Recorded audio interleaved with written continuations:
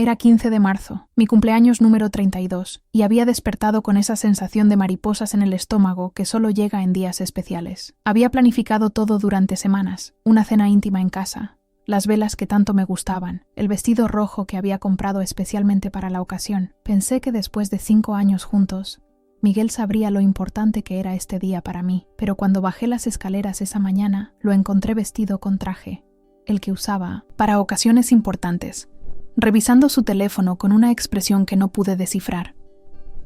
«Buenos días, amor», le dije, esperando un abrazo, un beso, al menos un «feliz cumpleaños».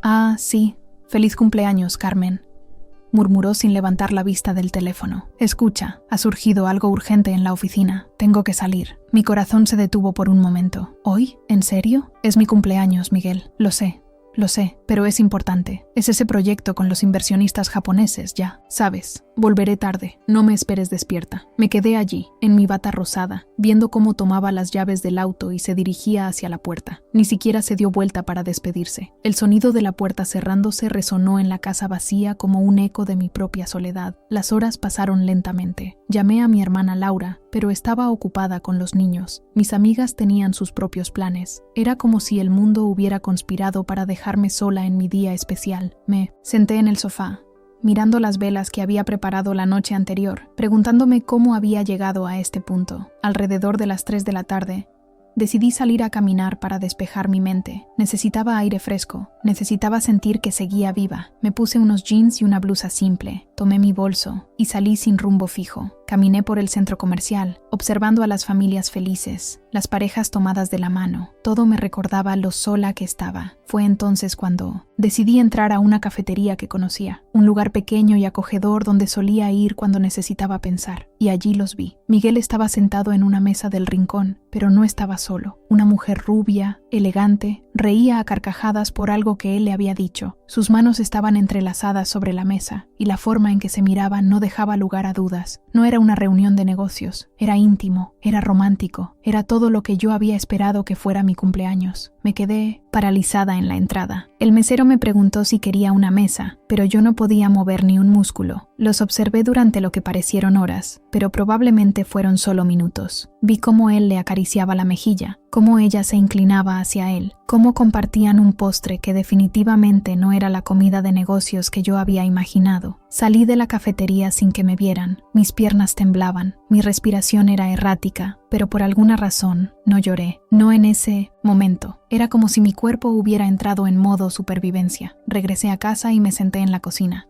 mirando el teléfono. Quería llamarlo, gritarle, exigir explicaciones, pero algo me detuvo. Una voz interior me dijo que esperara, que pensara, que no actuara por impulso. Miguel llegó a casa pasadas las 11 de la noche. Yo seguía sentada en la cocina, en la oscuridad. «Carmen, ¿estás despierta?», preguntó, encendiendo la luz. «Sí», respondí simplemente. La reunión se alargó más de lo esperado. Los japoneses son muy detallistas. Lo miré fijamente. «¿Cómo estuvo tu día?». «Agotador, pero productivo». «¿Y el tuyo? ¿Hiciste algo especial?». «No mucho. Salí a caminar». Se acercó y me dio un beso en la frente. «Lo siento por no haber estado aquí. Te compensaré. Lo prometo». Esa noche, mientras él dormía a mi lado, yo permanecí despierta mirando el techo. Por primera vez en años, veía mi relación con claridad absoluta. No era la primera vez que llegaba tarde con excusas vagas. No, era la primera vez que su teléfono sonaba y él salía a contestar con expresión nerviosa. Los indicios habían estado allí todo el tiempo, pero yo había elegido ignorarlos. A la mañana siguiente, Miguel se levantó temprano, como siempre. «Buenos días, amor», me dijo, como si nada hubiera pasado. «Buenos días», respondí. Durante el desayuno, él revisaba su teléfono constantemente. Sonreía de vez en cuando leyendo mensajes. Yo lo observaba todo, como un detective silencioso. «Tengo otra reunión». «Importante hoy», me informó mientras se ponía la corbata. «Podría ser tarde otra vez». «Está bien», fue todo lo que dije. Los siguientes días fueron extraños. Yo actuaba normal, pero por dentro estaba cambiando. Era como si hubiera despertado de un largo sueño. Empecé a notar cosas que antes pasaba por alto. Cómo guardaba su teléfono cuando yo entraba a la habitación. Cómo había cambiado su rutina de ejercicio. Cómo se había vuelto más cuidadoso con su apariencia. Una semana después, mientras Miguel estaba en la ducha, Su teléfono sonó. La pantalla se iluminó y pude ver el mensaje. Mi amor, ¿cuándo le vas a decir? Ya no puedo más con esta situación. Te amo, Sofía. Ahí estaba, el nombre de mi reemplazante. Sofía, la mujer rubia de la cafetería. Pero en lugar de colapsar, sentí una extraña calma. Era como si una parte de mí hubiera estado esperando este momento. Tomé una foto del mensaje con mi teléfono y volví a colocar el suyo exactamente donde estaba. Esa noche, durante la cena, Miguel parecía especialmente nervioso. Carmen, tenemos que hablar, dijo finalmente. ¿Sobre qué?, pregunté, cortando mi pollo con tranquilidad. Sobre nosotros, bueno, creo que las cosas no están funcionando entre nosotros. Levanté la vista y lo miré directamente a los ojos. ¿Por qué dices eso? Siento que hemos crecido en direcciones diferentes. Ya no tenemos las mismas metas, los mismos sueños. ¿Cuándo te diste cuenta de eso? Se removió incómodo en su silla. Ha sido gradual. Los últimos meses, no sé, siento que somos más como compañeros de casa que como pareja. Entiendo, dije, masticando lentamente. ¿Y qué propones? Creo que deberíamos tomarnos un tiempo, reflexionar sobre lo que realmente queremos. ¿Un tiempo? Sí, tal vez yo podría quedarme en casa de mi hermano por unas semanas, solo para aclarar las ideas. Dejé los cubiertos sobre el plato y me limpié la boca con la servilleta. Miguel, ¿hay alguien más? La pregunta lo tomó completamente desprevenido. Su rostro se puso pálido y tartamudeó. ¿Qué? No. ¿Por qué preguntas eso? Simple curiosidad. Por supuesto que no hay nadie más.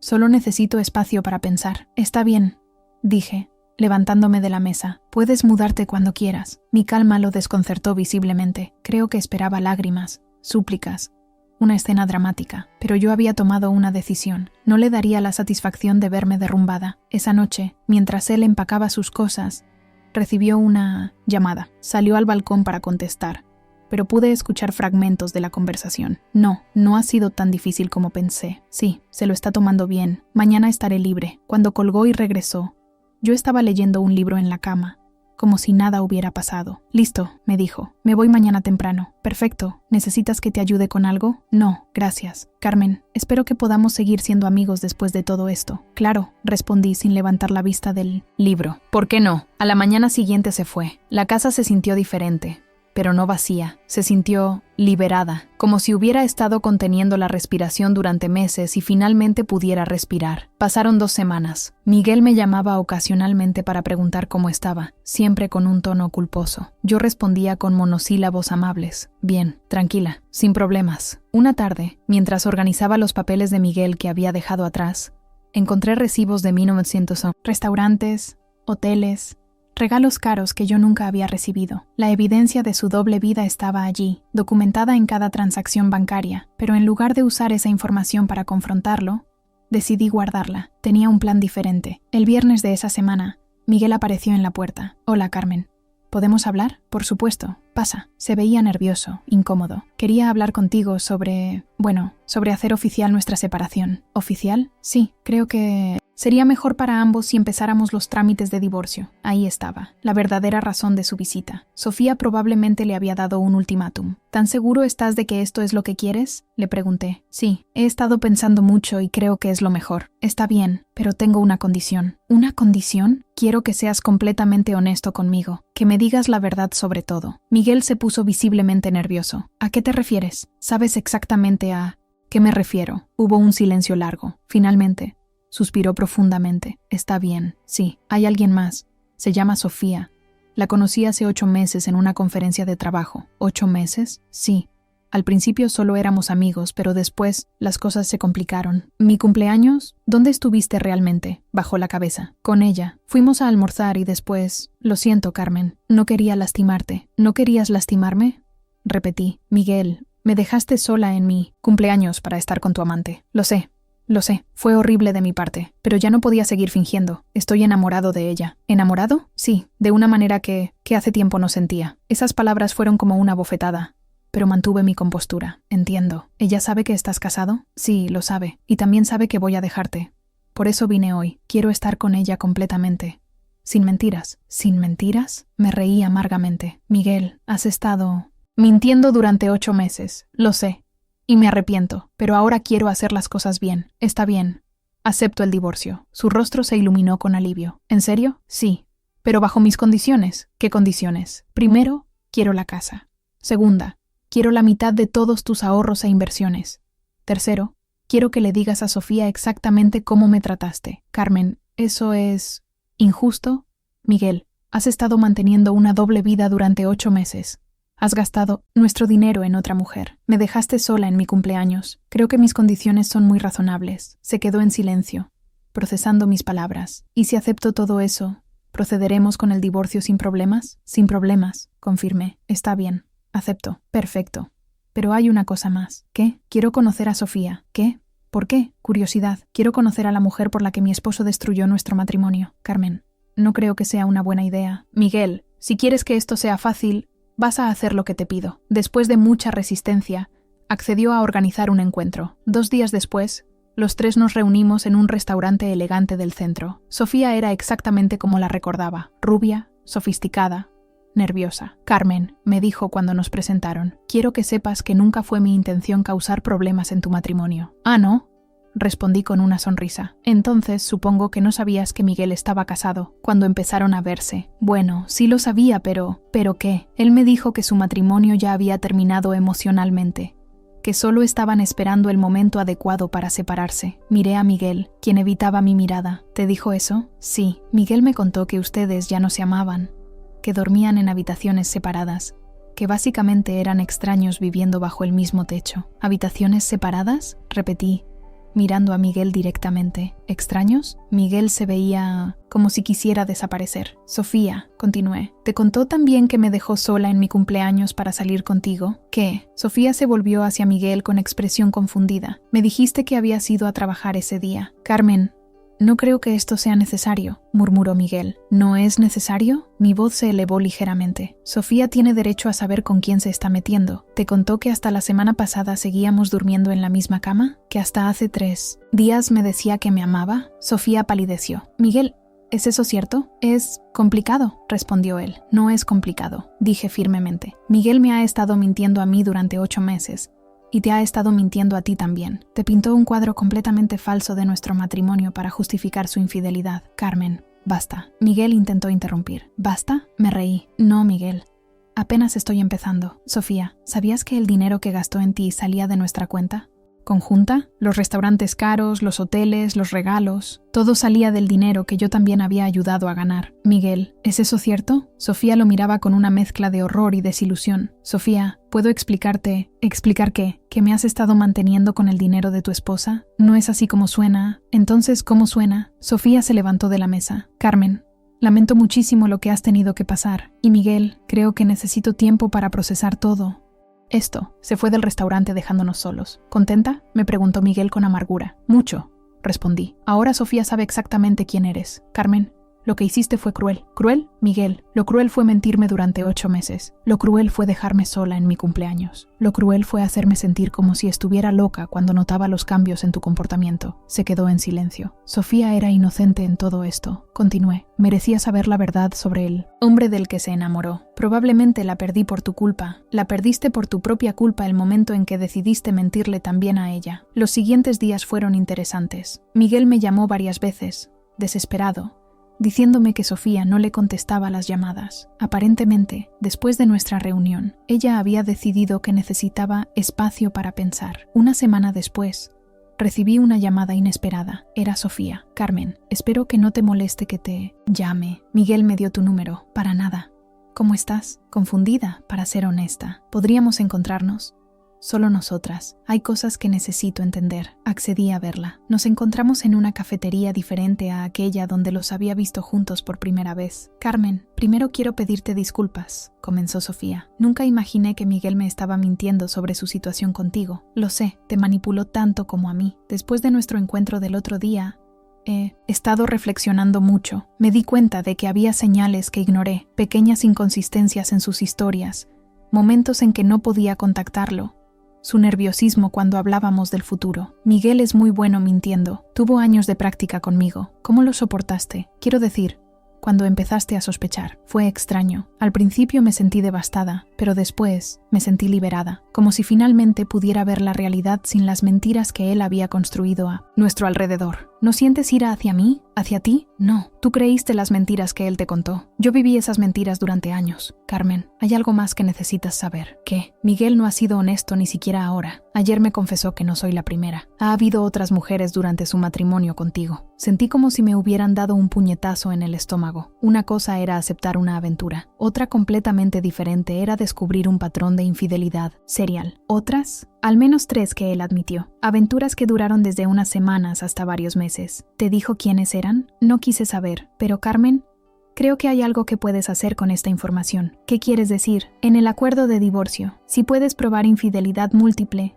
especialmente si involucra bienes matrimoniales, podrías tener derecho a más de lo que originalmente negociaste. Sofía tenía razón. Esa información cambiaba completamente mi posición legal. ¿Por qué me estás ayudando?, le pregunté. Porque me doy cuenta de que Miguel nos usó a ambas, y porque después de conocerte, admiro cómo has manejado esta situación. Hubieras tenido todo el derecho de ser cruel conmigo, pero en lugar de eso, me abriste los ojos. ¿Qué vas a hacer sobre Miguel? Ya está hecho. Terminé con él ayer. Le dije que no podía estar con alguien que había demostrado ser capaz de mentir tan elaboradamente y durante tanto tiempo. ¿Cómo se lo tomó? No bien. Me suplicó. Prometió cambiar. Dijo que yo era diferente a todas las demás. Pero me di cuenta de que probablemente les dijo lo mismo a todas. Nos quedamos en silencio por un momento. Carmen, ¿puedo preguntarte algo? Por supuesto. ¿Cómo supiste?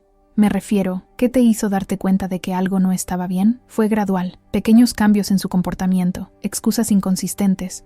Pero el momento decisivo fue mi cumpleaños. Cuando me dejó sola ese día, algo se rompió en mi interior. Y, después, cuando los vi juntos en la cafetería, todo cobró sentido. ¿No sentiste la tentación de confrontarlo inmediatamente? Sí, por supuesto. Pero algo me dijo que esperara, que observara. Y me alegro de haberlo hecho. Me dio tiempo para procesar lo que estaba sucediendo y tomar decisiones racionales en lugar de emotivas. Eres muy fuerte. No me siento fuerte. Me siento libre.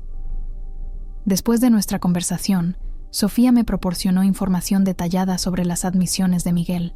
Nombres, fechas, lugares. Con esa información, mi abogado pudo reestructurar completamente el acuerdo de divorcio. Cuando Miguel se enteró de los nuevos términos, se puso furioso. Carmen, esto es excesivo. ¿Cómo supiste sobre tus otras aventuras? Digamos que no fui la única a quien le mentiste. Sofía te lo dijo. Sofía me abrió los ojos sobre muchas cosas. No puedo creer que te hayas aliado con ella en mi contra. Miguel, no nos aliamos en tu contra. Simplemente decidimos dejar de ser víctimas de tus mentiras. ¿Víctimas? Carmen, por favor, fueron aventuras. Errores. No significaron nada. 8 meses con Sofía no significó nada. Los miles de pesos que gastaste en otras mujeres no significaron nada. Dejarme sola en mi cumpleaños no significó nada. Sabes que no es eso lo que quise decir. Miguel, el problema no es que hayas cometido errores. El problema es que no tienes idea del daño que causaste. Incluso ahora, estás más preocupado por las consecuencias. Para ti que por el dolor que les causaste a todas las mujeres que manipulaste. ¿Y ahora qué? ¿Vas a arruinar mi vida financieramente? Voy a tomar lo que legalmente me corresponde. Nada más.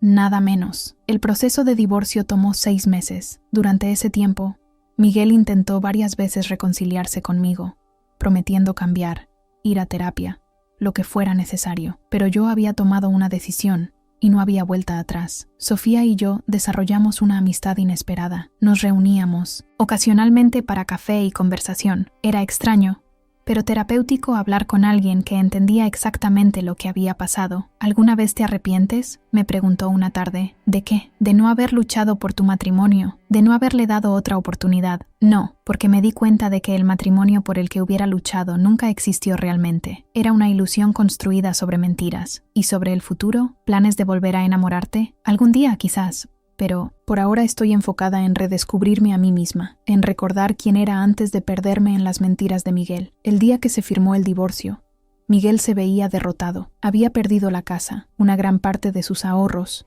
y según supe después, también su trabajo porque la empresa se enteró de sus aventuras con colegas. Carmen, espero que algún día puedas perdonarme, me dijo después de la firma. Ya te perdoné, Miguel, no por ti, sino por mí, pero perdonar no significa olvidar. Y definitivamente no significa que lo que hiciste estuvo bien. ¿Crees que alguna vez podamos ser amigos? No lo creo, pero te deseo lo mejor. Espero que aprendas de esto y seas mejor persona en tu próxima relación. Salí de la oficina del abogado sintiéndome ligera por primera vez en meses. Era oficial. Mi nueva vida había comenzado. 6 meses después del divorcio, me mudé a un apartamento más pequeño pero más acogedor. Retomé aficiones que había abandonado. Hice nuevos amigos. Incluso empecé a tomar clases de baile. Una tarde, mientras caminaba por el centro comercial, vi a Miguel. Estaba solo. Se veía mayor, más cansado. Nuestras miradas se cruzaron brevemente. Él levantó la mano en un saludo tímido. Yo simplemente asentí y seguí caminando. No sentí ira, ni tristeza, ni nostalgia. Sentí nada, y eso me hizo sonreír. Finalmente había logrado lo que pensé que sería imposible. Había dejado ir completamente mi pasado con él. Esa noche llamé a Sofía. ¿Adivina a quién vi hoy? ¿A Miguel? Sí. ¿Y sabes qué fue lo mejor de todo? No sentí absolutamente nada. Eso es maravilloso, Carmen. Significa que realmente has sanado. ¿Y tú? ¿Cómo estás? Bien. Muy bien, de hecho. Conocí a alguien. ¿En serio? Cuéntame. Se llama Roberto. Es divorciado también. Tiene 2 hijos. Es honesto, directo, transparente. Lo opuesto a Miguel en todos los aspectos importantes. Me alegro por ti, Carmen. Quiero que sepas que lo que pasó con Miguel, aunque fue doloroso, también fue necesario. Nos enseñó a ambas lo que no queremos en una relación y lo que sí merecemos. Tienes razón. A veces las peores experiencias nos llevan a las mejores decisiones. Colgué el teléfono sintiéndome agradecida. Agradecida por haber tenido la fuerza para mantener la compostura cuando mi mundo se desmoronaba. Agradecida por haber tomado decisiones racionales en lugar de emocionales. Agradecida por haber encontrado una amistad inesperada en medio del caos. Pero sobre todo, agradecida por haber descubierto que era mucho más fuerte de lo que jamás imaginé. El día que Miguel me dejó sola en mi cumpleaños, pensé que era el peor día de mi vida. Resultó ser el día que me salvé a mí misma. Y aunque respondí sin decir una palabra, al final, ellos notaron todo. 2 años después de mi divorcio, mi vida había tomado un rumbo que nunca imaginé.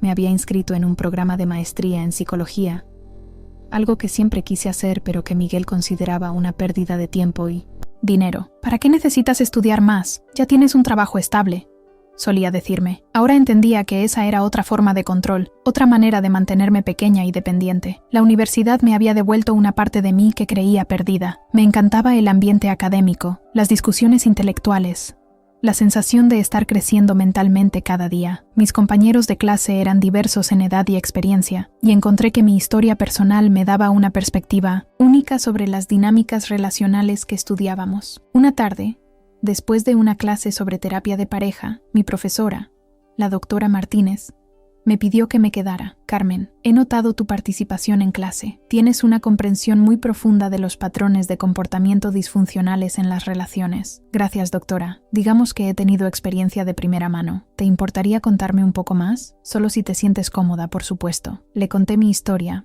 No con amargura, sino con la perspectiva que da el tiempo y la sanación. La doctora Martínez escuchó atentamente. Carmen, ¿has considerado especializarte en terapia para víctimas de infidelidad? Tu experiencia, combinada con tu formación académica, podría ser invaluable para otras personas que están pasando por lo mismo que tú viviste. La idea me intrigó inmediatamente. ¿Cree que podría ser efectiva en ese campo? Creo que podría ser extraordinaria. Tienes algo que muchos terapeutas no tienen: la experiencia vivida de haber navegado exitosamente a través de esa crisis y haber salido fortalecida. Esa conversación plantó una semilla que creció rápidamente. Empecé a investigar programas de especialización, a leer literatura sobre el tema, a imaginar un futuro donde pudiera ayudar a otras personas a encontrar su fuerza como yo había encontrado la mía. Fue durante esta época de crecimiento personal y profesional que recibí una llamada inesperada. Era de un número que no reconocía. Carmen, habla Alejandra. Alejandra Morales. El nombre no me sonaba familiar. Disculpe, ¿nos conocemos? No directamente, pero creo que conocemos a la misma persona. Miguel Hernández. Mi corazón se aceleró ligeramente. Habían pasado 2 años desde que había visto a Miguel en el centro comercial, y honestamente había esperado no volver a saber nada de él. ¿Qué puedo hacer por usted? Me preguntaba si podríamos encontrarnos. Hay cosas sobre Miguel que creo que debería saber, y cosas sobre usted que me gustaría conocer. Dudé. Había trabajado duro para cerrar ese capítulo de mi vida, pero la curiosidad pudo más que la cautela. Está bien. ¿Dónde le gustaría encontrarnos? Nos citamos en una cafetería neutral al día siguiente, Alejandra resultó ser una mujer de unos 40 años, elegante pero con una expresión cansada que reconocí inmediatamente. Era la mirada de alguien que había sido traicionada. «Gracias por venir», me dijo cuando me senté. «Sé que esto debe ser extraño para usted». «Un poco. ¿Cómo me encontró?» Sofía me dio su información. «Aparentemente ustedes mantienen contacto. ¿Conoce a Sofía?» «Sí. Resulta que Miguel tiene un patrón. Después de que Sofía lo dejara, me buscó a mí, y después de que yo lo dejara, aparentemente encontró a otras». Sentí una mezcla de tristeza y validación. Tristeza porque otra mujer había pasado por la misma experiencia. Validación porque confirmaba que mi decisión de dejarlo había sido correcta. ¿Cuánto tiempo estuvieron juntos? 8 meses. Exactamente el mismo tiempo que estuvo con Sofía. Es como si tuviera un cronómetro interno. ¿Y cómo terminó? De la misma manera que terminó contigo y con Sofía. Mentiras, manipulación, promesas vacías. La diferencia es que yo ya había hablado con Sofía antes de involucrarme seriamente con él. ¿Sofía la contactó? Sí. Cuando se enteró de que Miguel estaba saliendo conmigo, me buscó para advertirme. Al principio pensé que estaba celosa o tratando de sabotear mi relación, pero después de escuchar su historia y de investigar un poco por mi cuenta, me di cuenta de que todo lo que me había dicho era cierto, y aún así siguió con él por un tiempo. Pensé que tal vez conmigo sería diferente, que tal vez había aprendido de sus errores anteriores. Se rió amargamente. ¡Qué ingenua fui! No fue ingenua, fue esperanzada. Eso no es algo de lo que deba avergonzarse. Carmen, la razón por la que quería hablar con usted es porque he estado reflexionando mucho sobre Miguel y su comportamiento, y creo que hay algo más grande aquí, algo que va más allá de las aventuras individuales. ¿A qué se refiere? Creo que Miguel es un sociópata emocional, no en el sentido clínico completo, pero tiene muchas de las características: la capacidad de mentir sin remordimiento, la manipulación constante, la falta de empatía real hacia las consecuencias de sus acciones en otros. Sus palabras resonaron conmigo. Durante mi matrimonio, había habido momentos donde me preguntaba si algo estaba fundamentalmente mal con Miguel, más allá de la simple infidelidad. ¿Ha hablado con otras mujeres?, pregunté. Esa es otra razón por la que quería encontrarme con usted. Con la ayuda de Sofía,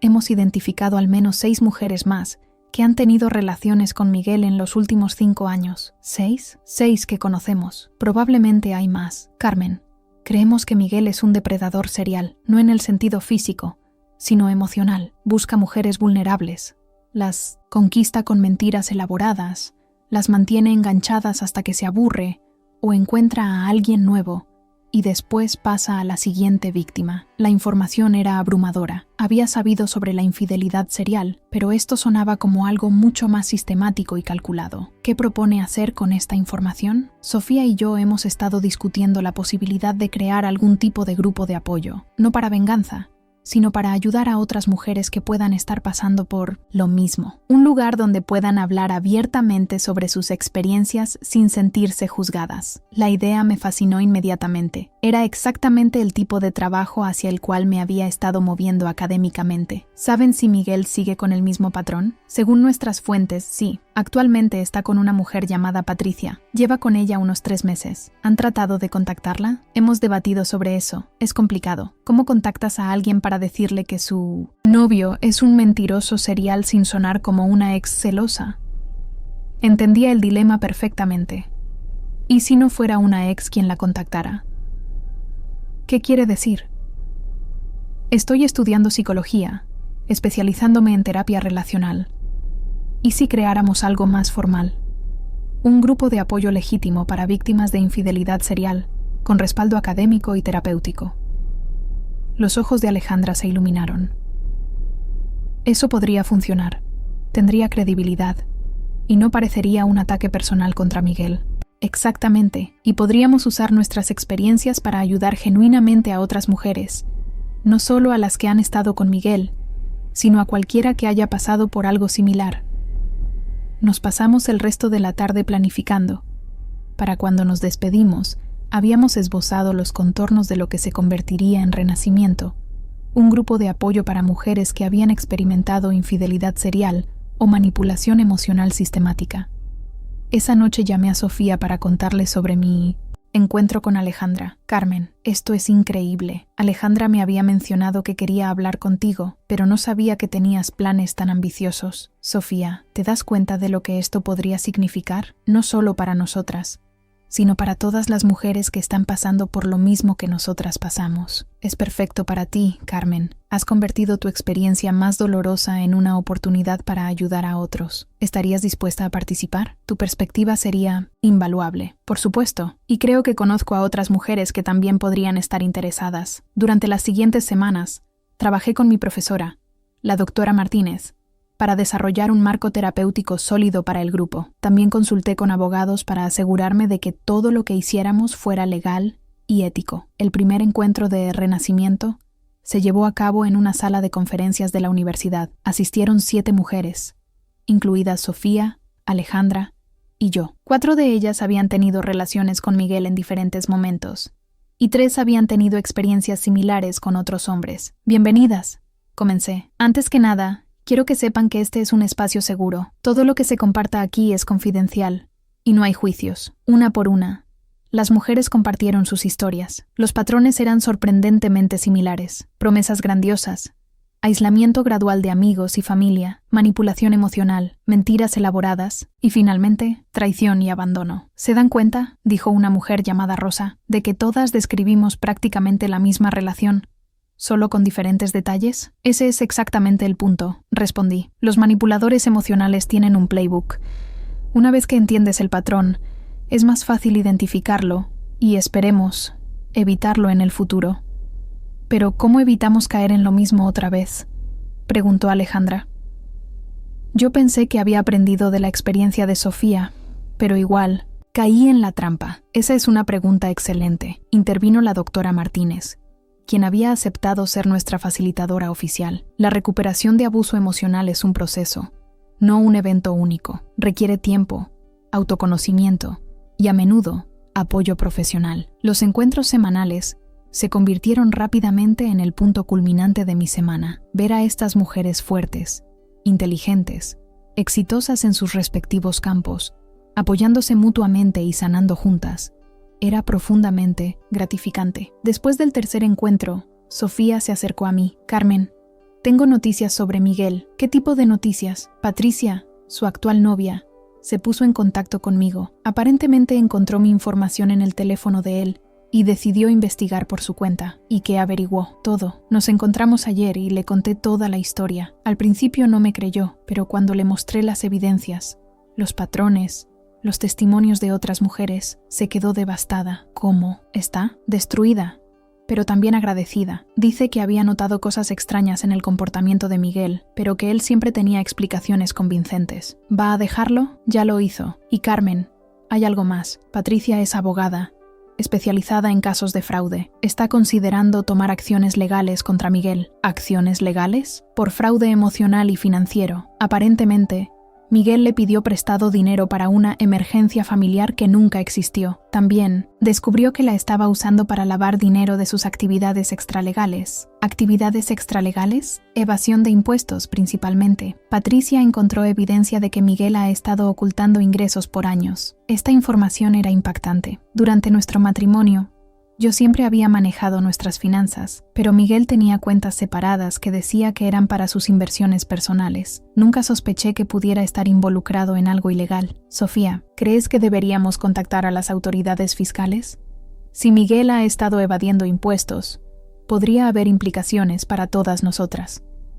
Patricia ya lo está manejando. Dice que si cooperamos proporcionando información sobre nuestras experiencias con él, podríamos tener un caso sólido. La idea de volver a involucrarse en la vida de Miguel me ponía nerviosa, pero también sentía una responsabilidad hacia las otras mujeres que él había lastimado y hacia las que podría lastimar en el futuro. ¿Qué tipo de cooperación? Testimonios sobre su comportamiento, evidencia de mentiras y manipulación, documentación financiera si la tenemos. ¿Las otras mujeres del grupo estarían dispuestas a participar? No lo sé, tendríamos que preguntarles. En la siguiente reunión de renacimiento, presenté la situación al grupo. Las reacciones fueron mixtas. Yo no quiero volver a involucrarme en nada que tenga que ver con Miguel, dijo Rosa. He trabajado demasiado duro para superarlo. Entiendo completamente, respondí. Y nadie está obligada a participar. Pero también pienso en todas las mujeres que él podría lastimar en el futuro si no hacemos nada. Carmen tiene razón, dijo Alejandra. Si tenemos la oportunidad de detenerlo, ¿no tenemos cierta responsabilidad moral de hacerlo? ¿Pero a qué costo personal?, preguntó otra mujer. Testificar en contra de él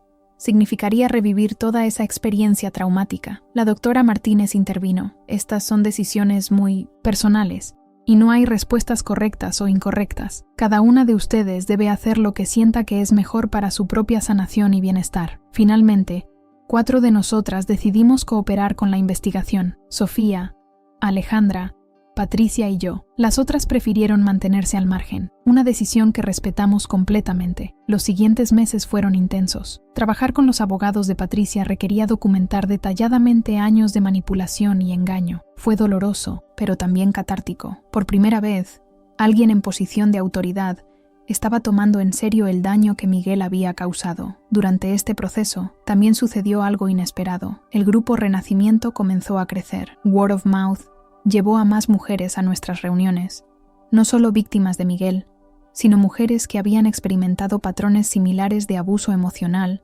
con diferentes hombres. Carmen, me dijo la doctora Martínez, después de una sesión particularmente emotiva, creo que has creado algo realmente importante aquí. ¿Has considerado formalizar esto como un programa permanente? ¿Qué quiere decir? La universidad está interesada en apoyar iniciativas de servicio comunitario. Renacimiento podría convertirse en un programa oficial, con financiación, recursos profesionales, tal vez incluso investigación académica sobre patrones de abuso emocional. La propuesta era emocionante y aterrorizante al mismo tiempo. Significaría un compromiso mucho mayor, pero también la oportunidad de ayudar a muchas más mujeres. ¿Usted cree que estoy preparada para algo así? Creo que has demostrado liderazgo natural, empatía profunda y la capacidad de transformar tu experiencia personal en algo beneficioso para otros. Con el apoyo académico adecuado, podrías hacer una diferencia real en muchas vidas. Esa noche no pude dormir, pensando en todas las posibilidades. Mi vida había tomado un rumbo que nunca hubiera imaginado cuando Miguel me dejó sola en mi cumpleaños hace 3 años. El dolor que pensé que me destruiría se había convertido en la base de mi propósito de vida. 3 semanas después,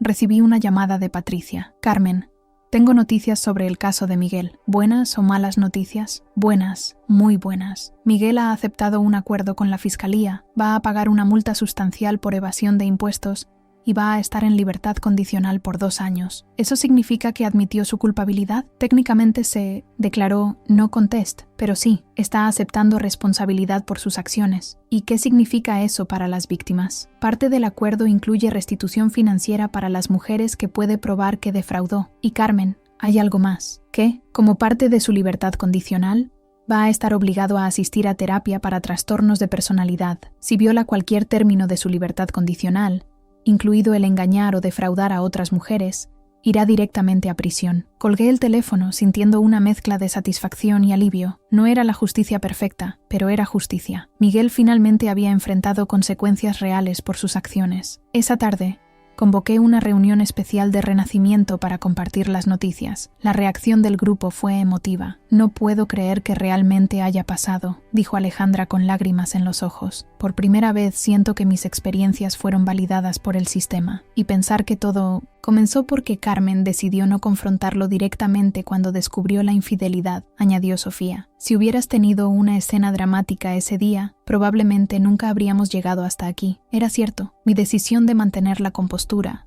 de observar y planificar en lugar de reaccionar, había creado una cadena de eventos que llevó no solo a mi propia sanación, sino a la justicia para múltiples víctimas. ¿Saben qué es lo más irónico de todo esto? Dije. Miguel siempre me decía que era demasiado pasiva, demasiado sumisa, que nunca luchaba por lo que quería. Resulta que mi pasividad fue exactamente lo que se necesitaba para derrotarlo. No fue pasividad, corrigió la doctora Martínez. Fue sabiduría emocional. Supiste instintivamente que la confrontación directa no sería efectiva, así que elegiste una estrategia más inteligente y a largo plazo. 6 meses después, Renacimiento se había convertido oficialmente en un programa universitario.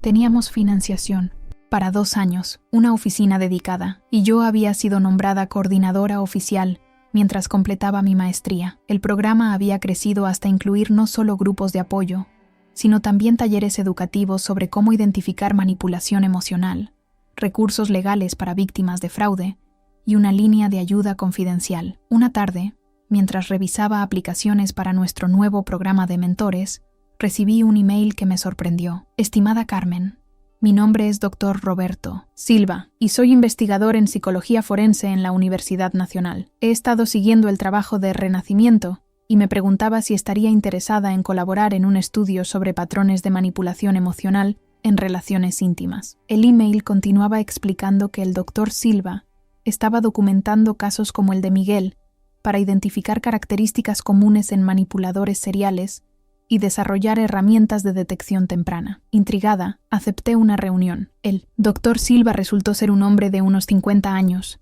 profesional pero cálido, claramente apasionado por su investigación. Carmen, el caso que ustedes documentaron con Miguel es extraordinario por su completitud. Tienen testimonios de múltiples víctimas, evidencia financiera, documentación de patrones de comportamiento. Es exactamente el tipo de datos que necesitamos para entender mejor este fenómeno. ¿Qué tipo de colaboración tiene en mente? Me gustaría incluir el caso de Miguel como estudio principal en mi investigación, obviamente con todos los nombres cambiados para proteger la privacidad. También me gustaría entrevistar a las víctimas que estén dispuestas a participar y posiblemente desarrollar un perfil psicológico comprensivo de su comportamiento. ¿Y qué beneficio tendría esto para las víctimas y para otros en situaciones similares? Si podemos identificar patrones consistentes, podríamos desarrollar herramientas de evaluación que ayuden a las mujeres a identificar estos comportamientos tempranamente. También podríamos trabajar con profesionales de salud mental para mejorar el tratamiento tanto para víctimas como para perpetradores. La propuesta me emocionó. Era una oportunidad de tomar nuestras experiencias individuales y convertirlas en conocimiento que podría ayudar a miles de mujeres.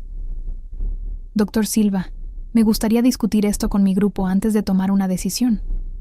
Algunas de ellas pueden no estar cómodas con el nivel de exposición que esto implicaría, por supuesto, y quiero asegurarle que toda participación sería voluntaria y que tendríamos el más estricto protocolo de confidencialidad. En la siguiente reunión de Renacimiento, presenté la propuesta del Dr. Silva. Las reacciones fueron variadas, pero mayormente positivas. Es una oportunidad increíble, dijo Patricia. Si nuestras experiencias pueden ayudar a prevenir que otras mujeres pasen por lo mismo, vale la pena cualquier incomodidad personal. Estoy de acuerdo, añadió Sofía. Además, siento que participar en investigación académica oficial valdría nuestras experiencias de una manera que nunca imaginé posible. Al final, 6 de las 8 mujeres que habían tenido experiencias con Miguel aceptaron participar en el estudio. También se unieron varias mujeres de nuestro grupo más amplio que habían tenido experiencias similares con otros hombres. El proceso de investigación tomó 8 meses. Las entrevistas fueron intensas pero profesionales. El Dr. Silva y su equipo fueron increíblemente respetuosos con nuestras experiencias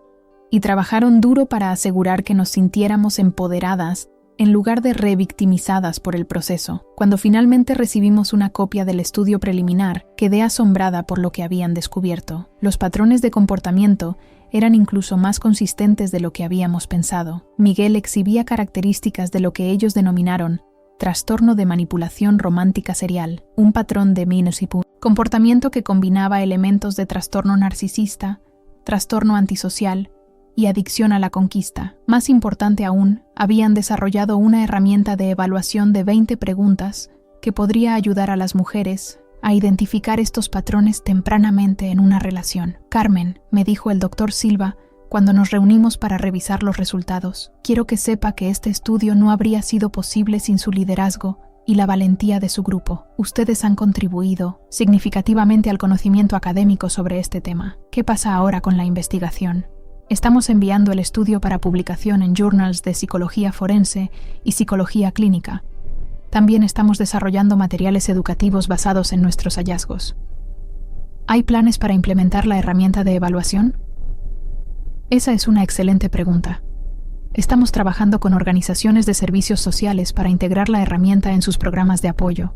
También esperamos que terapeutas individuales la adopten como parte de su práctica. 3 años después de mi divorcio, me gradué de mi maestría en psicología con una tesis sobre recuperación y empoderamiento post-trauma en víctimas de manipulación emocional serial. Mi tesis se basó en gran parte en el trabajo que habíamos hecho en Renacimiento y en mi propia experiencia de transformación. El día de mi graduación, Sofía, Alejandra, Patricia y varias otras mujeres del grupo estuvieron allí para apoyarme. Fue emotivo ver cuánto habíamos crecido todas, cuánto habíamos sanado y cómo habíamos convertido nuestras experiencias más dolorosas en fuerzas para el bien. Carmen, me dijo Sofía después de la ceremonia, ¿alguna vez imaginaste que tu respuesta silenciosa a la traición de Miguel llevaría a todo esto? Miré alrededor de la sala, viendo a todas estas mujeres fuertes que habían encontrado sus voces, que habían reclamado sus vidas, que ahora estaban ayudando a otras a hacerlo mismo. Nunca, respondí honestamente, pero ahora entiendo que a veces el silencio no es pasividad, a veces es la estrategia más poderosa de todas. 6 meses después de mi graduación,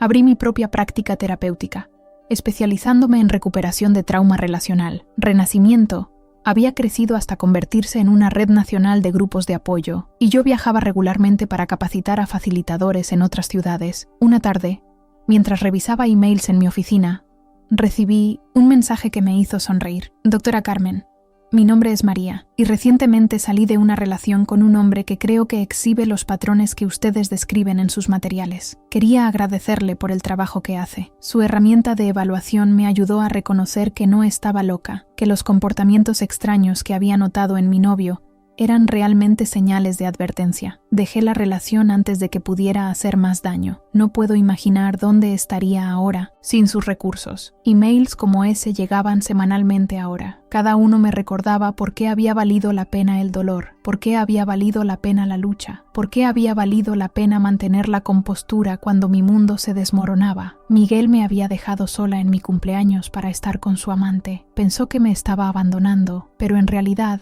me estaba liberando. Su traición me había dado el regalo más grande de todos, la oportunidad de descubrir mi propia fuerza y de usar esa fuerza para ayudar a otros. Y aunque había respondido sin decir una palabra en ese momento, ahora mi voz estaba ayudando a sanar a mujeres en todo el país. Al final, mi silencio se había convertido en el grito más poderoso de todos.